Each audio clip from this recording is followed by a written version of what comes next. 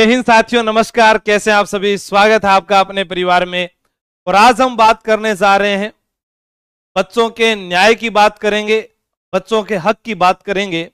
अगर हमारे समाज में और हमारे राज्य में भी गलत होगा तो हमें बोलना पड़ेगा। अगर हम नहीं बोले तो हमें दबा दिया जाएगा, क्योंकि कहा जाता है कि जब तक अगर कोई विरोधी नहीं होता तो उसकी कभी प्रगति नहीं होती है। आज हम देख रहे हैं पिछले कई दिनों से कि राजस्थान में एक आदर्श युवा साथी नरेश जी मीणा जो है, दक्षिणी राजस्थान की बागडोर संभालते हुए आगे बढ़ रहे हैं। शायद किसी को लगता होगा कि नहीं, यह आगे बढ़ गया तो कल नुकसान होगा। छोड़िए साहब, ये राजस्थान है, यहां पर क्षेत्रवाद कितना है, जातिवाद कितना है, ये आप खुद के अंदर या सोशल मीडिया पर देख सकते हैं। लेकिन आखिर ये जातिवाद और क्षेत्रवाद किस चीज के लिए? कम से कम छोटे बच्चों के लिए तो इन चीजों को त्याग कर दो आप। आज एक सोशल मीडिया पर एक फोटो देख रहा था, उस फोटो में एक छोटा सा नवजात शिशु, पता नहीं कैसे उसके मां या बाप थे या पता नहीं वो राक्षस थे, उन्होंने उस छोटे बच्चे के मुंह में पत्थर डाल दिए और उसको कहीं कंटीली झाड़ियों में फेंक दिया ताकि वो मर जाए और उसके मुंह से आवाज ना आए। कल थोड़े दिन पहले हमने देखा, अजमेर की बात है, एक महिला अपने पति को छोड़कर किसी और के साथ लिव इन रिलेशनशिप में रह रही थी, पर सारे उसको ताना मारते जिसके साथ वो रह रही थी कि यार किसकी लड़की है, ऐसी लड़की को तू रख रहा है। दोनों में लड़ाइयां शुरू हुई। वो लड़की उसको अपने साथ अपनी बच्ची को लेकर आना सागर झील में घूमने के लिए ले जाती है। और आप देखिएगा, न्यूज अगर देखते हैं तो ये समाज, ये युवा पीढ़ी, ये साथी आखिर जा कहां रहे हैं? वो उस बच्ची को आना सागर के पास पहले घुमाती है और घुमाती घुमाती उसके पास सुलाकर उसको धक्का देकर आ जाती है। क्या वो मां हो सकती है? नहीं साहब। थोड़े दिन पहले देखा, कोटा में एक नाबालिग लड़की और एक लड़का जो नशे में धुत एक गाड़ी के ऊपर, और गाड़ी भी साहब देखिए किसकी, पुलिस की गाड़ी, उस गाड़ी के ऊपर वो बैठकर फिर खड़े हो जाते हैं और गालियां निकाल रहा है वो लड़का, उसे कोई नशे में होश नहीं है, और वो लड़की उसको चुप कराने में लग रही है और फिर नीचे गिर जाते हैं। तोड़ होती नहीं है, पढ़ाई होती नहीं है, सपने बहुत बड़े हैं, लेकिन हमें नहीं सोचना तो फिर कौन सोचेगा? हम ही नहीं सोचेंगे तो कौन सोचेगा आपके भविष्य के बारे में? यहां जो काम करेगा उसके ऊपर उंगलियां उठा देंगे, उसके ऊपर बुराई कर देंगे भी हाँ ये है। पहले खुद के गिरेबान में झांक कर देखिए आप कहां हैं और आप किसके साथ अपने तुलना कर रहे हैं। आप जैसे की ओर जा रहे हैं, लेकिन आपके पास पहले है क्या? बनिए तो सही। जीवन बहुत बड़ा है, ये सब कर लीजिएगा, लेकिन आज नरेश मीणा की जान बचा लो सीएम साहब, गरीब बच्चों के साथ न्याय करो।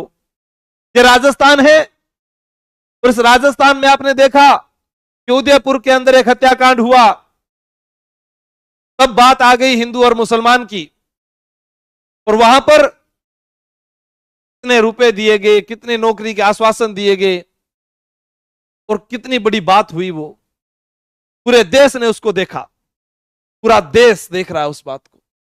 लेकिन यहां पर बात आई, इस अखबार को आप पढ़ेंगे, अफसोस है बच्चे अपने खिलौनों तक का ख्याल रखते हैं, हम स्कूल में उनका ध्यान तक नहीं रख पाए। इसमें किसी की गलती नहीं है, जर्जर इमारतें आपकी है, पैसा आपने भरा, सड़कें आपने नहीं बनवाई, हॉस्पिटल आपने नहीं बनवाए, लाइटें आपने नहीं लगवाई, लाइब्रेरी आपने नहीं खोली, पोस्टर बहुत ज्यादा लगवा दिए। हर जगह देखो पोस्टर मिलेगा, आपका नहीं मिलेगा तो बड़े अलाकमान का मिल जाएगा। लेकिन बात जब बच्चों की आई तो इनको आश्वासन दिया गया, और उसके बाद न्याय देखिए आप साहब, माता पिता को इनके क्या दे दी गई? बकरी। एक बच्चे की कीमत बकरी से तोल दी। आज मेरे पास में लाखों अभ्यर्थी पढ़ते हैं, और अगर उनके साथ कुछ हो जाए, कोई घटना घट जाए, तो इतना तो भगवान ना करे कभी ऐसा हो, कभी भी जीवन में ऐसा दिन ही ना दिखाए, पर मैं इतना समर्थ हूं कि इतना कुछ दे देता। आप तो सीएम है राज्य के, एक आदमी लोकल वो भी आकर दे देता। और रानी साहिबा, झालावाड़ से पूर्व सीएम, उनके पुत्र सबसे ज्यादा बार सांसद के चुनाव जीत रहे हैं, पूरा राजघराना, पूरा पैसा, वो कहां है आखिर, कहां गया? आखिर उन बच्चों को न्याय क्यों नहीं मिल रहा है? उनके माता पिता को सहारा, उनके पास कुछ रहा ही नहीं। मान लीजिए किसी बहन ने ऑपरेशन करवा लिया होगा, वो तो दोबारा मां ही नहीं बन पाएगी।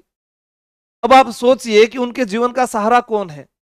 उन्हें अगर आप कहीं पर भी संविदा पर अगर नौकरी देते, उनको कुछ पैसे देते, उनका घर बनाकर देते, तो हाँ, उन्हें लगता कि हाँ, जो बेटा हमारा बड़ा होकर करता, शायद इन्होंने भी कुछ सहारा दिया है। बाकी मैं तो ये जानता हूं कि अगर एक युवा ठान ले, तो वह छोटी क्यों, बड़ी नौकरी भी वही लगेगा, देश के बड़े से बड़े पद पर वो जाएगा। ये कहां लिखा हुआ है? आज ये इतने बच्चे लाइव हैं, इनका भविष्य किसको मालूम है? किसी को नहीं मालूम। बस इन्हें खुद पर सोचने की आवश्यकता है। जिस दिन इन्होंने खुद पर विचार कर लिया और एक दिन रफ कॉपी लेकर, पेन लेकर बैठ गए और काम करना शुरू कर दिया कि हाँ, मैं पूरे दिन में लिखा आज मैंने कि इतने बरस मैंने अपने माता पिता को धोखा दिया था और मैंने जो है इतने दिन पढ़ाई नहीं की, और यही बच्चे आगे जाकर पता नहीं क्या निकल जाए। वैसे ये बच्चे थे, हो सकता था इन बच्चों में से कोई हीरो बनता, कोई खिलाड़ी बनता, कोई नेता बनता, कोई अफसर बनता, लेकिन साहब तुलना देखिए कहां की, बकरी 5 लाख रुपए। क्या होता है साहब? अब उसकी मांग के लिए कोई बैठा बैठा और विपक्ष के सबसे बड़े कदावर नेता अशोक गहलोत जी ने भी ट्वीट कर दिया, शायद मिलने भी चले गए होंगे। प्रताप सिंह खाचरियावास जी गए, हनुमान बेनीवाल जी गए, जो जाने वाले थे सब जाकर आए, या ट्वीट कर दिया। ट्वीट करने से क्या होता है? कहीं ना कहीं गलतियां तो पूर्ववर्ती सरकार की भी रही है। अगर पेपर लीक घोटाले की बात की जाए तो वो कहते हैं आज कि हां देखो, सरकार जो ऐसा नहीं कर रही है, सरकार ऐसा नहीं कर रही है। जब आप सरकार में थे साहब, आप कर लेते, हम आपको भेजना ही नहीं चाहते थे। मैं तो जब से पैदा हुआ हूं तब से सिर्फ 2 ही फोटो देखता आया हूं, चाहे बस पर देखी हो, चाहे घर में देखी हो, अशोक गहलोत और वसुंधरा जी की।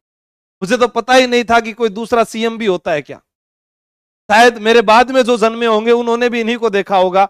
ये अब वाली पीढ़ी जो कोरोना में जन्म लेकर आए हैं, वो जरूर देखेंगे कि हाँ, सीएम कुछ बदला हुआ है। हम नहीं चाहते थे आपको बदलना, लेकिन मजबूर कर दिया। आप सब लोग अगर साथ होकर भी एक बार सब कुछ छोड़ दीजिए, जाति, धर्म, क्षेत्र, पार्टी, सब, एक बार मां को देखिए जिसका बच्चा स्कूल गया था, उसने उसके लिए रोटियां बनाई हुई थी और वो इंतजार कर रही थी कि मेरा बेटा या मेरी बेटी घर वापस आएंगे। ठीक है, 2 लाल थे तो दोनों चले गए साहब। एक पिता चाहता है कि मेरा बेटा बड़ा हो और उसके सर पर मैं एक सेहरा देखूं और गर्व से नाचते गाते हुए घर पर बहू लेकर आऊं। एक बाप चाहता है कि जिस बेटी को मैंने पढ़ाया वो अच्छी संस्कारवान बने और नौकरी लगे या कहीं और कोई भी कार्य करे, मैं उसकी विदाई करूं, पूरे गांव को बुलाऊं। और वो माता पिता अपने कंधों पर अपने ही बच्चों की अर्थियां लेकर जा रहे थे। उनके साथ ऐसा न्याय एक बार सोचना चाहिए। फिर कहेंगे कि ये युवा उनके कहने पर भड़क जाते हैं। क्यों नहीं भड़केंगे साहब? आप देखिए आज नेपाल में क्या हुआ।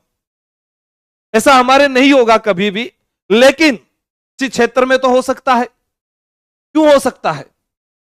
कि आप ही उनके पास वोट मांगने के लिए चले जाते हैं, लेकिन वापस आकर कभी भी का कोई हाल उनके बारे में पूछना देखना नहीं जाते। उनसे पूछना ही नहीं चाहते, भाई आपके पास में लाइट है क्या, गैस सिलेंडर है क्या, लकड़ियों की व्यवस्था है क्या, कपड़े ठीक है क्या, बच्चा पढ़ रहा ठीक है क्या, कोई नहीं पूछना चाहता। सिर्फ अखबार में और कागजों में कार्रवाई होती है। आज कितने दिन से ये यहां पर है, अन्न जल का त्याग किया हुआ है, कुछ हो गया साहब, ये सत्ता नहीं संभलेगी। मैं विरोध नहीं करता, आप बहुत माननीय है, आदरणीय है, और हो सकता है कोई आपका साथी हो वो ये कह दे कि सर आप ऐसा क्यों कह रहे हैं, लेकिन आज कोई और व्यक्ति होता तो क्या मांग नहीं करते? इनमें से हो सकता है कि कोई दलित आदिवासी रहा होगा तो सोचा कि इनकी क्या मांग उठानी है, क्यों नहीं उठानी साहब, एक बच्चे को क्या पता उसका जन्म कहां होगा। एक फिल्म आई थी पीके मूवी, अगर देखी होगी तो बहुत कुछ सीख सकते हो उस मूवी से। हमारे यहाँ सफेद कपड़े उनको पहना दिए जाते हैं जिनके घर में मौत हो जाती है, और हमारे ही साथ में रहने वाले किसी धर्म में उन्हीं कपड़ों में शादी रचाई जाती है। आज नवरात्रे चल रहे हैं, हमारे ही साथ रहने वाले कुछ नवरात्रे मना भी रहे हैं, कुछ नहीं भी मना रहे, क्या हो गया? लेकिन इन बच्चों का कसूर बताइए, और इनके लिए मांग करने वाले इनका आप कसूर बताइए मुझे। यहां पर ये बैठे हैं, ये कोई तमाशा थोड़ी ना था। उन्होंने कहा आपकी वापस ले लीजिए बकरी साहब, मैं दे सकता हूं इतनी बकरियां, उससे ले जाना चाहे, पर जो मांग है उनकी उस मांग को तो पूरा करना पड़ेगा। 5,000 की एक बकरी आवे, 10,000 की आती हो, मैं दे सकता हूं। अगर कोई कहे सरकार का आदमी आकर के हाँ लो आप देकर दिखाओ, मैं दे दूंगा, लेकिन बात आपसे है, आप हो वहां पर, वरना मजबूर ना करें आप कि आप देखेंगे कि एक फिल्म थी नायक अनिल कपूर की, हल्के में ले लिया किसी युवा साथी को और कह दिया अमरीश पुरी ने कि आप एक दिन मेरी जगह संभाल कर तो देखिए। उसने पूरे भ्रष्टाचार को खत्म कर दिया था और बाद में सब उसके दुश्मन बन गए थे। ऐसा हो सकता है? यहीं पर कोई अलग से नहीं आएगा, यहीं पर आज का अर्जुन जन्म चुका है, यही है वो सब योद्धा, यही है वो कृष्ण, सब यहीं पर है, लेकिन उनको पहचानो तो सही। पूरा दक्षिणी राजस्थान ही नहीं, पूर्वी राजस्थान भी भाई साहब के साथ में है, और मैं तो कहूं पूरे राजस्थान को होना चाहिए, पक्ष विपक्ष को होना चाहिए। ये बात वो अपने घर के लिए करते ना तो हम ये कहते नहीं नहीं यार उनका खुद का एक लालच है। मैं घर वाले बोलते हैं यार नवरात्रा कर लो, मेरे से आज तक अपने जीवन में एक दिन भूखा नहीं रहा गया, एक दिन। कोशिश करके देखी होगी तो कभी रह गया होगा लास्ट टाइम, कच्ची रोटी मिल जाए वो खाने को तैयार हूं, लेकिन 10-10 दिनों से कोई आदमी किसी दूसरे के लिए, उसको हम कहें कि नहीं राजनीति चमक, हम कहेंगे, हमारे में से कई कमेंट भी कर देंगे कि हाँ देखो राजनीति चमका रहा है। साहब एक बार उसके बराबर भूखा बैठकर ये बात कहो ना तो मुझे अच्छी लगेगी। आप अपना पेट भरो और फिर जाकर कहो कि राजनीति चमका रहा है, यह कैसे हो सकता है? आज कोई कहे कि नहीं आपको बात आती है कि आपके पास इतने विद्यार्थी जुड़े हैं तब आपको बात आती है। मैं कहता हूं बहुतों को मेरे से भी ज्यादा जुड़े होंगे, उनको बात क्यों नहीं आई, उनको दया क्यों नहीं आई? जो मुद्दे समाज में बोलने के लिए हैं उन पर बोलना पड़ेगा, यह प्रत्येक शिक्षक का एक धर्म है। अगर वो नहीं बोलेगा तो फिर कौन बोलेगा? वो नहीं उनको सही दिशा देगा तो कौन देगा? बच्चे हैं, बहुत सारे बच्चे हैं, आज मेरे कुछ साथी पढ़ने वाले हैं, वो भटकाव में रह जाते हैं, किसी ना किसी कारण में गलत दिशा में चले जाते हैं। मैं कोशिश करता हूं हमेशा कि हाँ इनको सुधारा जाए। ये गलत हो गए, चंचल होंगे यार, उम्र है इनकी, गलतियां इनसे हो सकती है, पर छोटे बच्चों का क्या कसूर था, उनकी क्या गलती थी? वो तो आपके स्कूल पर भरोसा करके गए और वहां पर भी एक बालिका ने कहा कि साहब छत के ऊपर से जो है बजरियां कुछ गिर रही है, और वहां पर अध्यापकों को जो है सजा दी गई। कहां तक ये न्यायोचित है? युवा मीणा हेरुस्तार जी बोल रहे हैं मोदी जी को कॉल करो, मेरी इतनी औकात नहीं कि मैं मोदी जी को। मुझे बहुत साथी है वो कई बार कहते हैं कि साहब आप हमारी मांग उठाओ, आप ये कर दो। मैं कई बार सोचता हूं आप तो अपनी जगह सही कहते हो, लेकिन मेरे पास में वो, आपको लगता होगा मेरी कोई बात नहीं मानने वाला, मैं आपको आज भी कह, क्योंकि मेरे पास में सत्ता नहीं। अब कोई कहेगा कि अच्छा आप सत्ता पाना चाहते हो, नहीं साहब, मैं हमारी जगह बढ़िया राजी हाँ, रोटी खार सोवा हाँ, टावरा सागर राजी रह रहा हाँ, किस कोई लेनो देनो को, हमसे कौन आगे है, हमसे कौन पीछे है, हमसे कौन बड़ा है, हमसे कौन छोटा। हम किसी की रेस में शामिल नहीं होना चाहते। हम तो ये चाहते हैं कि इस व्यक्ति को खाना खिलाया जाए, सरकार की ओर से एक आदमी भेजा जाए, का अनशन तुड़वाया जाए, और उन लोगों को न्याय मिले जो एक आस लिए बैठे हैं राज्य सरकार से। तो सरकार ये कह दे मेरी कोई जिम्मेदारी नहीं है, इस राजस्थान में कुछ भी हो जाए, हम ये कह देंगे साहब हम दोबारा आपसे मांग ही नहीं करेंगे। हाथ क्यों जोड़े हम आपके आगे? तो आप कह दो, आज मेरे पास में कोई आए कि सर मुझे पढ़ना है और मैं कह दूं मैं पढ़ाऊंगा ही नहीं, तो बच्चे चले जाएंगे घर पर। और मैं कहूंगा मैं पढ़ाऊंगा और फिर वो मेरे पास आए और फिर मैं उसको कह दूं कि मैं तो नहीं पढ़ाऊंगा, तो ये तो फिर वो मन में सोचेगा यार पहले बुलाया क्यों था। ठीक है, वैसे ही ये हुआ कि आपने वोट मांगे, आप सत्ता में आए, आपने सपने दिखाए, सारी बातें हमने मान ली आपकी, फूफा जी की भी मान गए हमने देख लिया कैसा क्या किया है आपने, लेकिन छोड़ो, समझौते करवा दिए गए, कहाँ क्या क्या हुआ सब कुछ देख लिया, लेकिन यहां पर न्याय नहीं मिला। हाँ जी, संवेदनाएं मर चुकी है बिल्कुल। अब एक विद्यार्थी कह रहा है कि नरेश मीणा जी रो, अब देखो बात तो वही है, आप भी रोगी बन जाइए एक बार, वहां पर बैठ जाइए। हाँ मैं कई चीजें जानता हूं, मैंने इसके ऊपर भी बात की कि जैसे मान लो कि गुस्सा आ जाता है, स्वभाव होता है, कई बार इंसान दुखी होता है ना, तनाव में जब होता है, गुस्से में होता है, हाथ उठ जाते हैं साहब। आपके पापा ने कभी क्या आपकी मम्मी को डांटा नहीं है? आपके लिए आपके पापा बॉस हो सकते हैं, लेकिन आपके पापा के लिए आज भी बॉस आपकी मम्मी ही है। ये ध्यान रखना, घर की पत्नी सबसे बड़ी बॉस होती है घर की। लेकिन कभी कभी गुस्सा आता है, कोई हाथ उठा भी देता है, किसी का हाथ चला जाता है, कोई गुस्से में फोन काट देता है, साहब समझना चाहिए हालात क्या है, कंडीशन क्या है, किस जगह है वो, आप कभी सोच कर देखिए।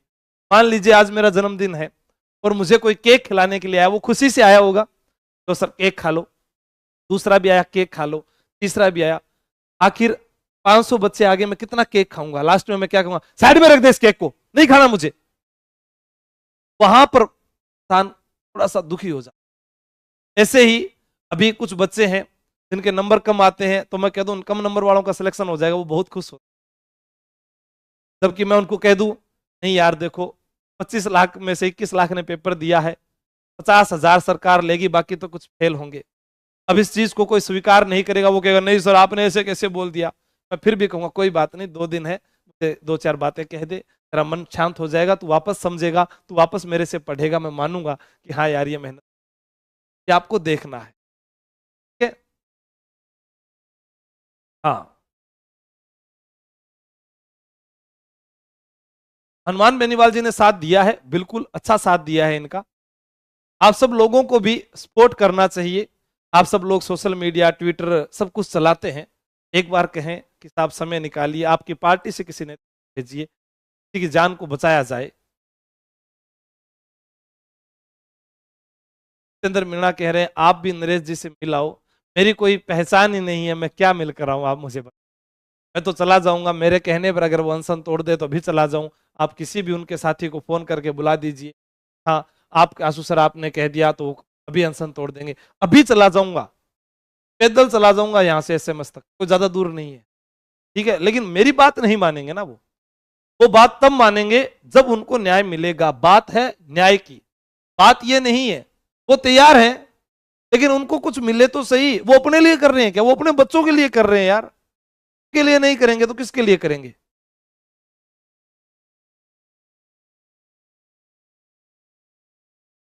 विकास कुमार हमारे पास ऑप्शन नहीं है भाई चौधरी जी, बिल्कुल मेरे साथ तो आप सभी लोग हैं ही, तभी तो आप मुझे सुनते आए हैं, तभी आज ये 25 लाख का कारवां है। तो आसू जी के ट्रिक पर सुनते हैं, इस चैनल पर आप सुनते हैं, लहर क्लासेस पर सुनते हैं, नेवरी सर क्लासेस पर सुनते हैं, तैयारी कर लो पर सुनते हैं, 5-5 टेलीग्राम ग्रुपों में आप जुड़े हो, व्हाट्सएप से जुड़ते हो। मेरे साथ तो आप हो, मेरे साथ नहीं होना, इनके साथ होना है। इन्हें कहिए कि आप अपना अनशन तोड़िए, हाथ जोड़ते हैं। हम आपकी भावनाओं की कदर करते हैं, हम समझते हैं कि आप जो कर रहे हैं वो कोई नहीं कर सकता, सिर्फ लोग उंगली उठा सकते हैं। जैसा किसी भी व्यक्ति पर, जो भी व्यक्ति ऊपर उठता है ना, उसके ऊपर उंगलियां उठती है, क्योंकि उसकी बराबरी नहीं की जा सकती। और उसमें क्या होता है, कुछ कूप मंडूक होते हैं, तो नए नए आते हैं, वो आकर फिर क्या होते हैं, हाँ यही गलत होगा। जो अभी अभी मार्केट में आए होंगे, जिन्होंने अभी अभी किताबें उठाई होगी, उन्हें नहीं पता कि गलत कौन है सही कौन है। आप इस दौर को समझिएगा, ये दौर जो है बहुत ही संवेदनशील दौर है। यहाँ पर आप किसी बच्चे को कुछ कह दो, कोचिंग की छत के ऊपर से गिरने को तैयार है। घटना घटती है, कोई चाकू लेकर लड़की को मारने को तैयार है, यार लड़की की मर्जी है, वो तुमसे बात करे नहीं करे, आप मारने को तैयार होगे। मैं तो चलो उनको छोड़ो, जिन्होंने जन्म दिया, वो माँ कैसी माँ थी जिसने आना सागर झील में बच्ची को गिर दिया। वो बाप माँ कैसे थे जिन्होंने आज एक छोटे नवजात के मुंह में पत्थर डालकर उसको मार दिया। और यहां जिनके बच्चे अनहोनी से चले गए और वो उनके लिए रो रहे, उनको न्याय नहीं है। बताओ आप। एक इंस्पेक्टर महोदय थे, शायद चोमू थानाधिकारी थे या सामोद थानाधिकारी यहीं पर थे, उन्होंने एक वीडियो भी जारी किया कि बेटा आप लोग पता नहीं भाग कर क्यों जा रहे हैं घर से कम आप किसी नजदीकी थाने को तो बता दीजिए। आपके माँ बाप परेशान होते हैं, पूरी पुलिस आपके पीछे लग जाती है, जो काम करना था वो नहीं कर पाकर आपके पीछे। समाज को सही दिशा की जरूरत है। आपको स्वामी दयानंद सरस्वती, विवेकानंद जी, गौतम बुद्ध, महावीर स्वामी या हमारे जो भी संत हुए उनको, या समाज सेवी हुए, को पढ़ना चाहिए। अमरचंद भाटिया को पढ़ना चाहिए, मंगल पांडे को पढ़ना चाहिए, जमनालाल बजाज को पढ़ना चाहिए, केसरी सिंह बारठ को पढ़ना चाहिए। मतलब आप पढ़िए उनको, आपके जीवन में बदलाव आएगा। लेकिन हम पढ़ क्या रहे हैं? इंस्टाग्राम पर रील। एक बच्ची का वीडियो मैंने इंस्टाग्राम पर डाला है, आप देखना, छोटी छोटी बच्चियों का वीडियो है।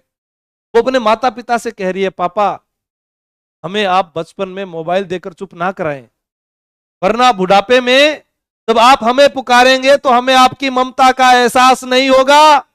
फिर आप कहोगे कि नौकरों से सेवा करवाई जाती है, मेरा बेटा अच्छा नहीं है, मेरी बेटी अच्छी नहीं है। ये संस्कार आपके गलत होंगे उस दिन, तब आपको पता चलेगा। आज तो रोते हुए बच्चे को चुप करवा दोगे मोबाइल देकर, खुद के फोन में बिजी हो जाओगे, लेकिन उस दिन एहसास होगा कि ये गलती मैंने की थी, इसकी सजा मुझे मिल रही है। खुद में परिवर्तन लाना पड़ेगा, कुछ भी हो जाए बदलना पड़ेगा। शिक्षित युवाओं से, पढ़े लिखे साथियों से मैं उम्मीद करता हूं वह न्याय के साथ हमेशा रहेंगे, समाज में बदलाव के साथ हमेशा रहेंगे। जाति धर्म क्षेत्र का त्याग कीजिए, देश सर्वोपरि है और ये देश सर्वोपरि रहना चाहिए, इसके साथ हम खड़े हैं। जय हिंद, जय भारत। रात 9 बजे आशु जी के ट्रिक पर मैं फिर लाइव आऊंगा, फिर आपको होगा कि फिर आप लाइव आगे, लेकिन वो बात होगी आपकी 10 भर्तियों की, आपके भविष्य की। आज बात इन नन्हे मुन्ने बच्चों की थी और बात थी नरेश भाई साहब की, ताकि इन्होंने जो किया शायद नहीं कर सकते साहब, यहां पर तो एक दिन भी भूखा नहीं रहा जा सकता। मैं तो सही मानूंगा, चाहे लोग क्या कहते हैं, लोग क्या कहेंगे मुझे नहीं पता। अब कोई कहेगा कि ऐसा हुआ वैसा हुआ, जब भी न्याय बात आएगी हम बात करेंगे। चाहे हनुमान बेनीवाल ने अच्छा काम किया हो, किरोड़ीलाल मीणा ने अच्छा काम किया हो, नरेश जी ने अच्छा काम किया हो, चाहे पूर्व में अशोक गहलोत ने अच्छा काम किया हो, वसुंधरा जी ने अच्छा काम किया हो, जहां जहां अच्छा काम किया जाएगा उसकी हमेशा सराहना की जाएगी। मैं ये भी जानता हूं कि अगर एक दिन गलती हो जाए तो उसके पुराने कामों को दोष नहीं दिया जाए, लेकिन यहां तो हमेशा आपके लिए ही जान दी जा रही है, आपके लिए ही लड़ा जा रहा है। आगे आना चाहते हैं, अपने क्षेत्र को, समाज को उठाना चाहते हैं, कोई बुराई नहीं है साहब, हर एक व्यक्ति करता है। जय हिंद, जय भारत, जय जोहार, जय भीम, जय राधे राधे, जय कृष्ण, जय Bajrang Bali. Tata, bye bye, good night, thank